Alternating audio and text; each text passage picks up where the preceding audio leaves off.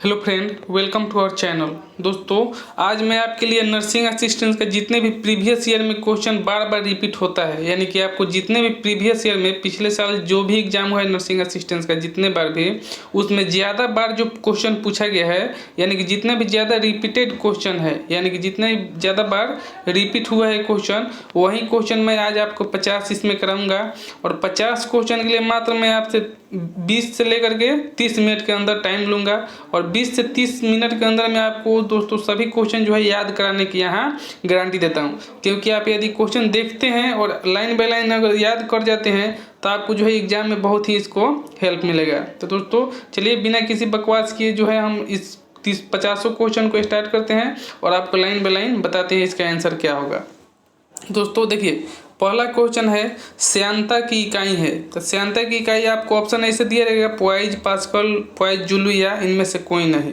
तो दोस्तों श्यानता की इकाई क्या है? तो श्यानता की इकाई आप लोगों को पता भी होगा कि पॉइज होता है। ठीक है, पॉइज होता है। दोस्तों इसमें बहुत से बच्चे कहते हैं कि आप सर रिपीटेड क्वेश्चन करा रहे हैं, रिपीट कराते हैं, इसी क्वेश्चन को जो है आप एक दो बार बता दिए हैं। तो दोस्तों देखिए, जितना भी बार आप क्वेश्चन को देखेंगे, आप एक बार देख लिए, दो बार देख लिए, तीसरा बार देखेंगे तो आपको लगेगा, अगर आपको जिस दिन लगे कि हाँ भाई ये आप रिपीट क्वेश्चन है, समझिए कि आपका जो है उस दिन तैयारी पूर्ण हो गया, यानी कि आप जो है क्वेश्चन देखने लगे और आपको याद होने लगा। तो इसलिए आप घबराइए मत किए, पहले भी आपको हुआ है, यदि हुआ है तो आपके रिवाइज के लिए हो रहा है। और रिवाइज इसलिए कराया जा रहा है कि ये बार बार क्वेश्चन पूछा गया है और इसलिए कराया जा रहा है कि आपको इस बार भी सब क्वेश्चन देखने को मिलेगा एग्जाम में और आसानी से इसको बना सकेंगे। दोस्तों चलिए, पहला क्वेश्चन आपका हो गया श्यानता की इकाई पॉइज। दूसरा है उत्प्लवकता से संबंधित वैज्ञानिक है, यानी कि उत्प्लवकता की खोज किसने किया था? तो पहला है आर्किमिडीज, न्यूटन, लुईस पास्चर और इनमें से कोई नहीं। तो दोस्तों आपको पता होना चाहिए कि उत्प्लवकता की जो है खोज करने वाला वैज्ञानिक को कहते हैं आर्किमिडीज, यानी कि आर्किमिडीज जो थे यही उत्प्लवकता के नियम को खोजा था। तीसरा है ध्वनि तरंगे की प्राकृतिक होती है। ध्वनि तरंगे की प्राकृतिक कैसी होती है? तो अनुप्रस्थीय या अनुदैर्ध्य या अप्रगामी या विद्युत चुंबकीय। तो दोस्तों आपको बताया गया क्वेश्चन है ये कि ध्वनि तरंगे जो होती है इसका जो प्राकृतिक जो होती है अनुदैर्ध्य होती है, अनुदैर्ध्य होती है, ध्वनि की अनुदैर्ध्य होती है। ठीक है, प्रकाश पूछे तो अनुप्रस्थ होता है। यदि कभी पूछे कि प्रकाश कौन से तरंगों की, प्रकाश की तरंगे किस प्रकृतिक होती है, यानी कि प्रकाश की तरंगे किस प्रकृति होती है? अनुप्रस्थ। ये बहुत ही इंपॉर्टेंट क्वेश्चन, दोनों याद कर लीजिए। प्रकाश की प्रकृति कैसी होती है? अनुप्रस्थ। और ध्वनि की जो होती है अनुदैर्ध्य होती है। ठीक है, 4 नंबर पूछा है ध्वनि तरंगे है लंबवत, तिरछी या आंशिक लंबवत। तो दोस्तों ध्वनि जो है आपकी लंबवत होती है, लंबवत। ठीक है, यानी कि ऑप्शन यही द करेक्ट होगा, लंबवत।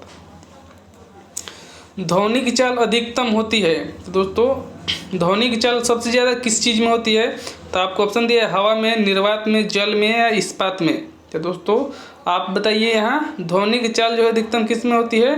तो दोस्तों आपके इसमें करेक्ट जो आंसर होगा इस्पात, यानी कि ठोस में जो होती है, लोहा, इस्पात या ठोस जो भी कहे आपको, इसी में आपका आंसर हो जाएगा। यानी कि ध्वनि की चाल सबसे ज़्यादा जो होती है ठोस वस्तु में होती है, जिसको इस्पात इसमें ठोस दिख रहा है। ठीक है, नेक्स्ट क्वेश्चन है वायु में ध्वनि का वेग। तो दोस्तों वायु में जो ध्वनि का वेग होता है लगभग कितना होता है? तो आपका ऑप्शन दिया है 330, 220, 110, 232। तो दोस्तों इसमें आप कंफ्यूज मत होइएगा। देखिए कहीं कहीं आपको 330 देता है ऑप्शन, है कहीं कहीं जो है 332 देता है। तो देखिए इसमें कैसे कंफ्यूज किया है आपको क्वेश्चन, यहाँ 330 भी दिया है और यहाँ देखिए 232 दिया है। तो कभी कभी हवाई में क्या होता है 232 बच्चे ट्रिक मार देगा और जाइए गलत हो जाएगा। तो आपका जो जगह ध्वनि में वेग कितना होता है दोस्तों? ध्वनि का वेग जो वायु में होता है आपका 330 से लेकर के 332 मीटर दे, यही आपका करेक्ट आंसर होगा, यानी कि 30 से 30 मीटर पर सेकेंड इसका चाल होता है। नेक्स्ट क्वेश्चन है 7 नंबर ध्वनि तरंगे किसके कारण प्रतिध्वनि उत्पन्न करती है? तो दोस्तों ध्वनि तरंगे जो होती है किसके कारण प्रतिध्वनि उत्पन्न करती है? तो आपका ऑप्शन दिया है अपवर्तन, विवर्तन, परावर्तन या इनमें से कोई नहीं। तो दोस्तों आपको बताया गया क्वेश्चन है कि ध्वनि तरंगे जो है किस प्रकार प्रतिध्वनि उत्पन्न करती है, तो ये जो है परावर्तन के कारण जो है प्रतिध्वनि उत्पन्न करती है, यानी कि option C is the correct होगा। नेक्स्ट क्वेश्चन आपसे पूछा है कि सोनार अधिकांशतः प्रयोग में लाया जाता है। तो दोस्तों देखिए सोनार अधिकतम किसमें प्रयोग में लाया जाता है, तो आपका ऑप्शन दिया अपवर्तन, विवर्तन, परावर्तन या इनमें से कोई नहीं। तो दोस्तों आपको हम बता दें कि यहाँ कोई इसमें से ऑप्शन आपको करेक्ट नहीं दिया है, इनमें से कोई नहीं होगा। लेकिन जो आपका इसका करेक्ट आंसर होगा सोनार किस चीज़ में प्रयोग में लाया जाता है, तो समुद्र की अंदर जो है छुपी हुई वस्तुओं को पता लगाने में जो है सोनार का उपयोग किया जाता है। समुद्र के अंदर जो छुपी हुई कोई वस्तु होती है उसको पता लगाने के लिए जो उपयोग में लाया जाता है इसको सोनार कहते हैं। ठीक है, तो सोनार का उपयोग कहाँ करते हैं, समुद्र में छिपी हुई यानी पुराने वस्तुओं को पता लगाने के लिए उपयोग किया जाता है। इसका करेक्ट आंसर होगा 9 नंबर है किसी ध्वनि रत्नों को आवृत्ति में होने वाले उतार चढ़ाव को क्या कहते हैं, यानी कि किसी ध्वनि स्रोतों, यहाँ स्रोतों होना चाहिए, यानी किसी ध्वनि स्रोतों की आवृत्ति में उतार चढ़ाव को क्या कहते हैं। तो आपका दिया है रमन प्रभाव, डॉपलर प्रभाव, क्रॉम्पटन प्रभाव या प्रकाश विद्युत प्रभाव। तो दोस्तों ध्वनि में उतार चढ़ाव किस में होता है, तो आप जानते हैं कि डॉपलर प्रभाव में क्या होता है, डॉपलर प्रभाव में हमेशा जो होता है ध्वनि का उतार चढ़ाव होता है जिसको डॉपलर प्रभाव कहते हैं। तो ठीक है, तो यहाँ करेक्ट आपका आंसर हो जाएगा डॉपलर प्रभाव। नेक्स्ट क्वेश्चन देखिए, केल्विन नाम से मानव शरीर का सामान्य ताप है, यानी कि केल्विन में जो है मानव शरीर का तापमान कितना होता है, तो 280 केल्विन या 290 केल्विन या 300 केल्विन या 310 केल्विन। तो दोस्तों आपको यहाँ करेक्ट आंसर जो हो जाएगा केल्विन में जो है मानव शरीर का सामान्य तापमान हो जाता है 310 केल्विन, यानी कि option D is the correct होगा 310 केल्विन। ठीक है, अब देखिए एक क्वेश्चन और 11 नंबर पूछा है एक स्वस्थ मनुष्य के शरीर का ताप होता है, तो स्वस्थ मनुष्य जो होते हैं उसके शरीर का तापमान कितना होता है, तो 37 डिग्री सेल्सियस या 37 डिग्री फ़ारेनहाइट या 98.4 डिग्री सेल्सियस या 98.4 केल्विन। तो दोस्तों यहाँ आपका करेक्ट आंसर क्या होगा, तो आप जानते हैं कि स्वस्थ मनुष्य का जो है सामान्य तापमान कितना होता है 37 डिग्री सेल्सियस होता है। यदि आपको केल्विन में बताए तो 310 केल्विन मैंने आपको बता ही दिया।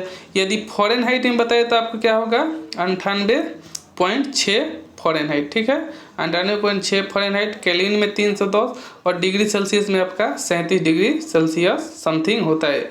ठीक है, 12 नंबर क्वेश्चन देखिए क्या होगा, निम्नलिखित द्रव में से कौन सा ऊष्मा का बहुत अच्छा चालक है। यानी दोस्तों ये जो द्रव दिया है पानी, पारा, ईथर, बेंजीन, इसमें सबसे अधिक जो है ऊष्मा का चालक कौन होता है। तो आप दोस्तों इस क्वेश्चन को आसानी से बना सकते हैं कि द्रव में जो है ऊष्मा का बहुत सबसे अच्छा चालक जो होता है पारा होता है, यानी कि पारा को आप जानते हैं कि इसमें सबसे अधिक ऊष्मा प्रभावित होता है, तो पारा आपका करेक्ट आंसर होगा।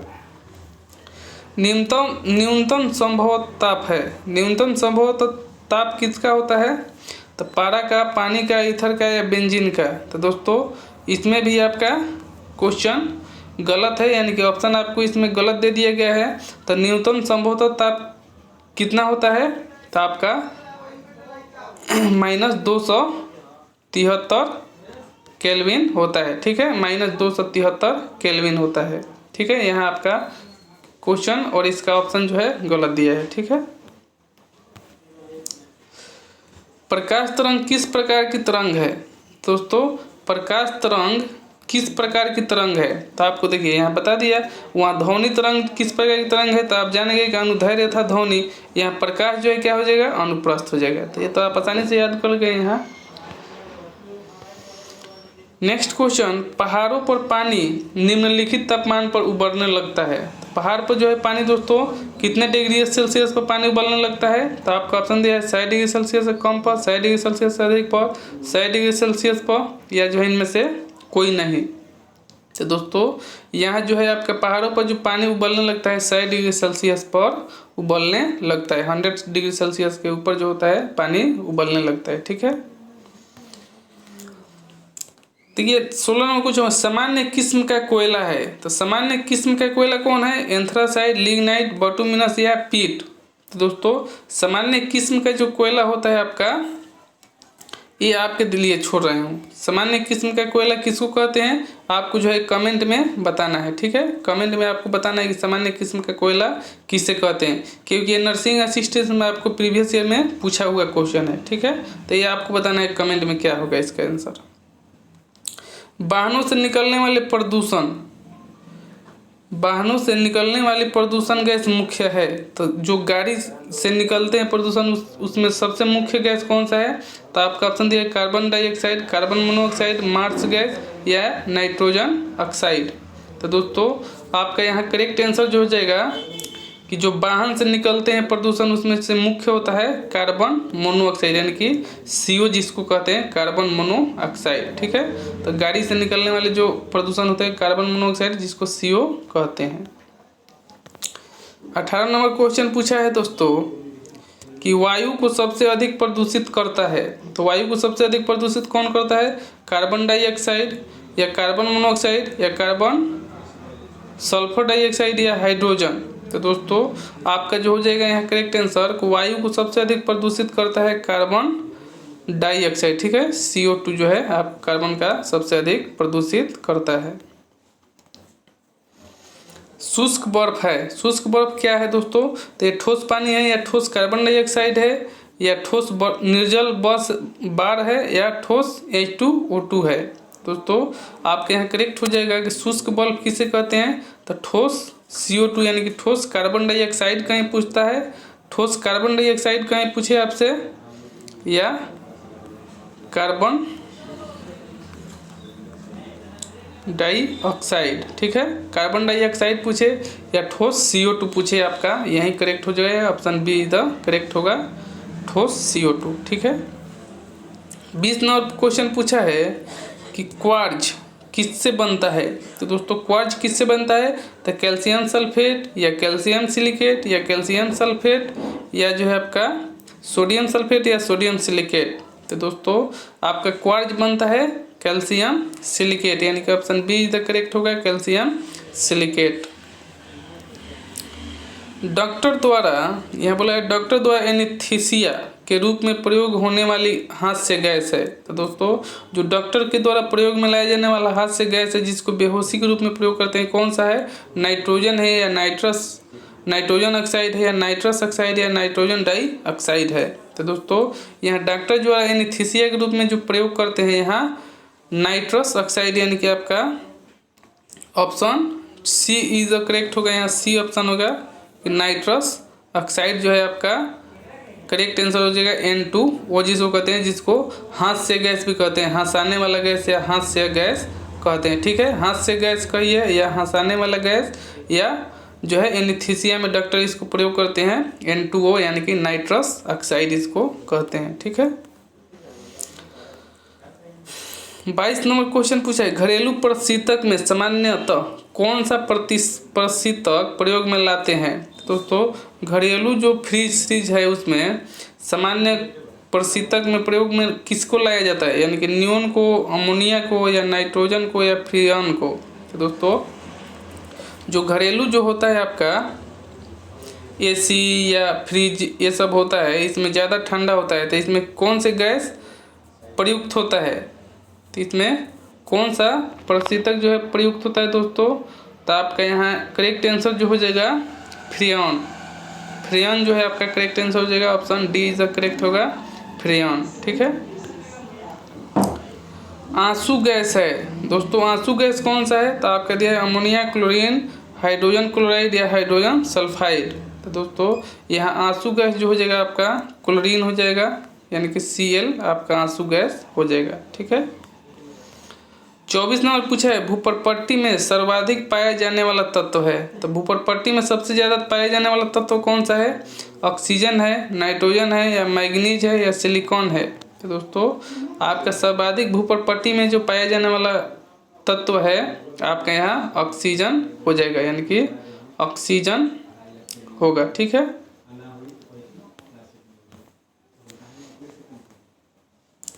पच्चीस नंबर क्या पूछा है निम्न में से कौन सा एक अनुचुंबकीय है। अनुचुंबकीय कौन सा है, लोहा या हाइड्रोजन या ऑक्सीजन या नाइट्रोजन। दोस्तों यहाँ अनुचुंबकीय जो होता है आपका लोहा, यानी कि कच्चा लोहा जो होता है आपका अनुचुंबकीय होता है, यानी कि option A is the correct होगा लोहा। 26 नंबर पूछा है वायु में जिस गैस की मात्रा सर्वाधिक है वह है, तो वायु में जिस गैस की मात्रा सर्वाधिक है वह कौन सा है? हाइड्रोजन है या कार्बन डाइऑक्साइड है या ऑक्सीजन है या नाइट्रोजन है? दोस्तों वायु में जिस गैस की मात्रा सबसे अधिक है वह कौन सा है? तो आप जानते हैं कि नाइट्रोजन कितना होता है वायु में, तो नाइट्रोजन आपका 78% होता है, तो यही आपका सबसे अधिक गैस है, यानी कि वायु में सबसे अधिक गैस कौन सा है? नाइट्रोजन है, ठीक है, 78% है इसको। नेक्स्ट पूछा है वायु में कौन सी नोबेल गैस नहीं होती है? तो वायु में कौन सी नोबेल गैस नहीं होती है दोस्तों? तो आप हीलियम होती है, नियॉन होती है, आर्गन होती है, रेडॉन जो है आपका वायु में नहीं होती है, यानी कि रेडॉन जो है आपकी वायु में नहीं होती है, ठीक है। हाइड्रोजन में सर्वाधिक अभिक्रियाशील है, यानी कि हाइड्रोजन भी कौन सा होता है? तो हाइड्रोजन में सबसे अधिक अभिक्रियाशील कौन सा है दोस्तों? तो यदि है फ्लोरीन, क्लोरीन, ब्रोमीन, आयोडीन। तो दोस्तों हाइड्रोजनों में जो सबसे अधिक अभिक्रियाशील होती है आपका यहाँ फ्लोरीन हो जाएगा, फ्लोरीन सबसे अधिक होगी, ठीक है, ऑप्शन यही तक करेक्ट होगा फ्लोरीन। खाना बनाने में प्रयोग की जाने वाली गैस मुख्यतः है, खाना बनाने में मुख्य रूप से कौन सी गैस का प्रयोग करते हैं दोस्तों? कार्बन डाइऑक्साइड या कार्बन मोनोऑक्साइड या मीथेन या जो है आपका नाइट्रोजन व ऑक्सीजन का मिश्रण। तो दोस्तों यहाँ आपका करेक्ट आंसर हो जाएगा खाना बनाने में जो प्रयोग किया जाता है मेथेन, उसमें सबसे अधिक होता है, यानी कि option C is the correct होगा मेथेन, ठीक है। लास्ट क्वेश्चन, लास्ट नहीं है मुझे कि 30 नंबर क्वेश्चन आपसे, निम्न में से किसमें कार्बन नहीं है? दोस्तों बोला है 30 नंबर क्वेश्चन, यानी कि वहाँ एक सीरियल नंबर इधर उधर हुआ है 29 और 30, ठीक है, तो इसको मैनेज कीजिएगा। निम्न में से किसमें कार्बन नहीं होता है? तो दोस्तों किसमें कार्बन नहीं होता है? हीरा में, ग्रेफाइट में या कोयला में, या इनमें से कोई नहीं। तो दोस्तों आप जानते हैं कि हीरा में भी कार्बन है, ग्रेफाइट में भी है, कोयला में भी है, तो इनमें से कोई नहीं आपका आंसर हो जाएगा, ठीक है। तो यहाँ आपका करेक्ट आंसर हो जाएगा ऑप्शन डी, इनमें से कोई नहीं। तो दोस्तों यहाँ आप 30 क्वेश्चन देखें। अब चलिए दूसरा भाग दिखाते हैं। अब दोस्तों यहाँ दूसरा भाग देखिए आप, 10 जो होता है इसमें से पूछता है, 30 आपका साइंस पूछता है, तो 30 वहाँ साइंस हो गया। 10 जो है आपको क्या पूछता है दोस्तों? जीके जीएस, ठीक है, तो जीके जीएस आप 10 पढ़िए, उसके बाद 5 जो है फिजिक्स में पढ़ाऊंगा, 5 मैथ पढ़ाऊंगा, ठीक है, क्योंकि एक चैप्टर में जो होता है आपका 50, यानी कि एक सेट में 50 होता है, और 50 क्वेश्चन मैं यहाँ आपको करा दे रहा हूँ, ठीक है। तो देखिए 10 को जीके में क्या पूछा है, मैकबेथ है, यानी कि मैकबेथ किताब किसने रची है? तो मैकबेथ किताब किसने रची है दोस्तों? तो मेगास्थनीज या नेल्सन मंडेला या शेक्सपियर या जो है आपका अरविंद अडिगर। तो दोस्तों मैकबेथ जो रची है आपकी मेगास्थनीज जो है आपका ऑप्शन यही द करेक्ट होगा मेगास्थनीज, ठीक है। दूसरा पूछा है कामाख्या मंदिर कहाँ स्थित है? तो दोस्तों कामाख्या मंदिर कहाँ स्थित है? असम में, बिहार में या पश्चिम बंगाल या झारखंड? तो दोस्तों असम मंदिर जो है आपका, सॉरी यहाँ कामाख्या मंदिर जो है आपका असम में स्थित है, यानी कि ऑप्शन यही तक करेक्ट होगा असम। तीसरा पूछा है आरटीआई का क्या अर्थ है? आरटीआई का क्या अर्थ है दोस्तों? तो आरटीआई का अर्थ क्या होता है आपका? फर्स्ट ऑप्शन है स्वतंत्रता का अधिकार, वोट का अधिकार, सूचना का अधिकार, या इनमें से कोई नहीं। दोस्तों आप जानते हैं कि आरटीआई का जो फुल फॉर्म होता है right to information, RIGH, right to information, यानी कि सूचना का अधिकार, यानी कि option C is the correct होगा सूचना का अधिकार। उड़ी कौन से राज्य में स्थित है? तो दोस्तों उड़ी शहर जो है ये कौन से राज्य में स्थित है? तो फर्स्ट ऑप्शन है सिक्किम, जम्मू कश्मीर, पंजाब या गुजरात। तो दोस्तों आपने कुछ दिन पहले, आज से 2 साल पहले सुने होंगे कि उड़ी हमला कहाँ हुआ है। तो उड़ी आपका कहाँ है? जम्मू और कश्मीर में, ठीक है, जम्मू और कश्मीर। जय हिंद का नारा किसने दिया? दोस्तों जय हिंद का नारा किसने दिया था? सुभाष चंद्र बोस, महात्मा गांधी, भगत सिंह या आबिद हसन सफरानी? तो दोस्तों आपके यहाँ जो करेक्ट हो जाए, जय हिंद का नारा जो दिया था सुभाष चंद्र बोस, यानी कि ऑप्शन ए इधर करेक्ट होगा, सुभाष चंद्र बोस। जालियांवाला बाग हत्याकांड कहाँ हुआ था? दोस्तों यहाँ जो है जालियांवाला बाग हत्याकांड कहाँ हुआ था? तो आपका ऑप्शन है अमृतसर, साबरमती, बरदोली या पठानकोट। तो दोस्तों आप जानते हैं कि जालियांवाला बाग जो है हत्याकांड कहाँ हुआ था? अमृतसर में हुआ था, यानी कि option A is the correct होगा। दोस्तों देखिए फर्स्ट क्वेश्चन थोड़ा मिसमैच हुआ है आपका कि मैकबेथ किताब किसने रची थी? तो दोस्तों मैकबेथ जो किताब रची थी आपका शेक्सपियर हो जाएगा, ये मेगास्थनीज नहीं होगा, ठीक है।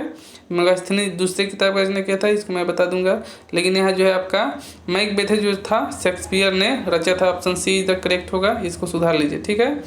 Option C is the correct होगा, मैकबेथ किताब शेक्सपियर, ठीक है। चलिए छठा हो गया। 7वां नंबर देखिए, यूएनओ का मुख्यालय कहाँ स्थित है? दोस्तों यूएनओ का मुख्यालय कहाँ स्थित है? लंदन, हेग, न्यूयॉर्क या वाशिंगटन? तो दोस्तों यूएनओ का जो मुख्यालय होता है आपका न्यूयॉर्क में है, यानी कि option C is the correct होगा, न्यूयॉर्क। 8 नंबर, सिंधु घाटी सभ्यता का मुख्य व्यवसाय क्या था? दोस्तों तो यहाँ सिंधु घाटी सभ्यता का मुख्य व्यवसाय क्या था? तो आपको बताना है मत्स्य पालन था, कृषि था, व्यापार था या पशुपालन था? तो दोस्तों सिंधु घाटी सभ्यता का जो मुख्य व्यवसाय था आपका कृषि था, ठीक है। Option B is the correct होगा, कृषि।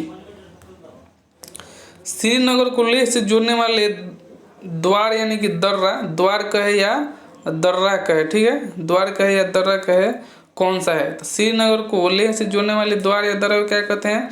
तो आपका ऑप्शन है जोजिला, नाथुला, रोहतांग या माना। तो दोस्तों श्रीनगर को जो लेह से जोड़ने वाली दर्रा होती है उसे जोजिला दर्रा कहते हैं, यानी कि option A is the correct होगा, जोजिला दर्रा, ठीक है। जोजिला दर्रा जो है श्रीनगर और लेह को जोड़ती है, ठीक है। डार्क किस महाद्वीप से संबंधित है? तो दोस्तों डार्क किस महाद्वीप से संबंधित है? अफ्रीका, एशिया, ऑस्ट्रेलिया या उत्तरी अमेरिका? तो दोस्तों डार्क जो है आपका, डार्क जो हो जाएगा दोस्तों आपका यहाँ अफ्रीका, ठीक है, अफ्रीका, यानी कि option A is the correct होगा, डार्क महाद्वीप, जिसको या काला कहिए, डार्क कहिए, काला कहिए, अंधेरा, ठीक है, अंधेरा, डार्क या काला, ये तीनों नाम से जाने वाला कौन है? अफ्रीका महाद्वीप को डार्क, अंधेरा या काला नाम से जाना जाता है, ठीक है।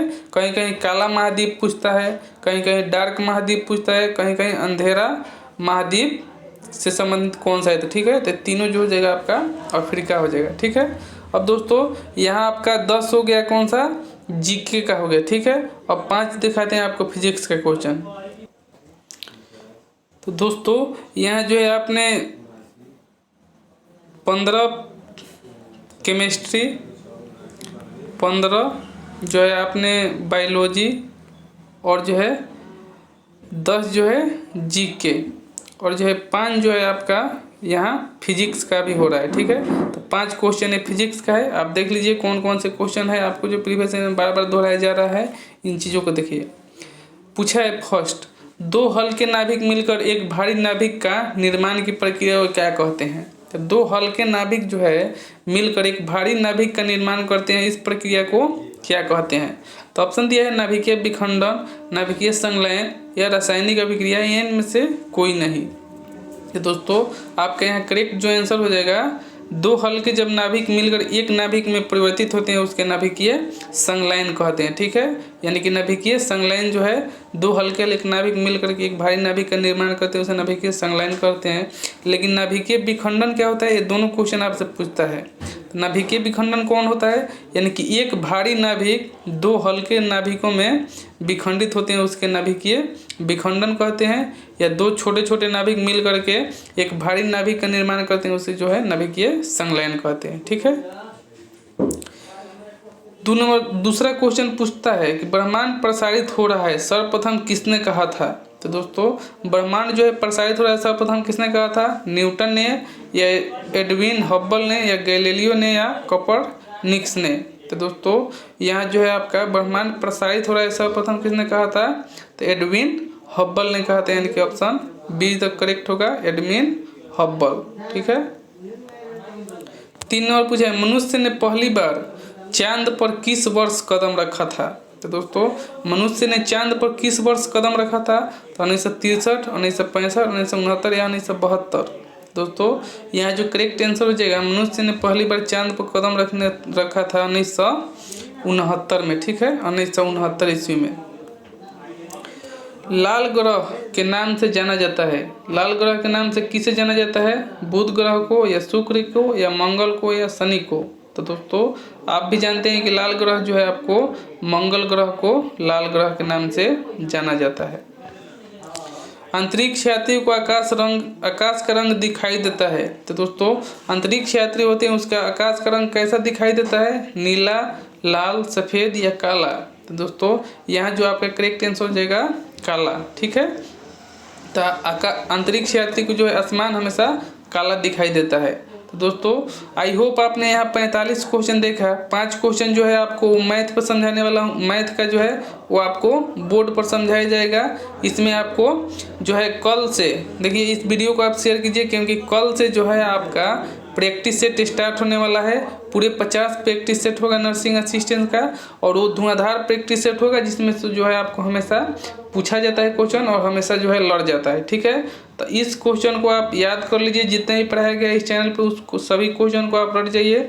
उसके बाद कल से जो आपका प्रैक्टिस सेट होगा तो 50 क्वेश्चन उसमें से होगा। 50 में से आप कितना क्वेश्चन जो है सही करेंगे, इन चीज़ों का जो विश्लेषण भी होगा, ताकि आपका मेरिट बनाने में वो 100% काम करे। ठीक है। तो दोस्तों आप अपने दोस्तों को बताइए, कल से जो है आपका प्रैक्टिस सेट स्टार्ट होने वाला है और आपका धुआंधार तैयारी होने वाला है। तो दोस्तों चलिए फिर मिलते हैं नेक्स्ट वीडियो में। थैंक यू, जय हिंद।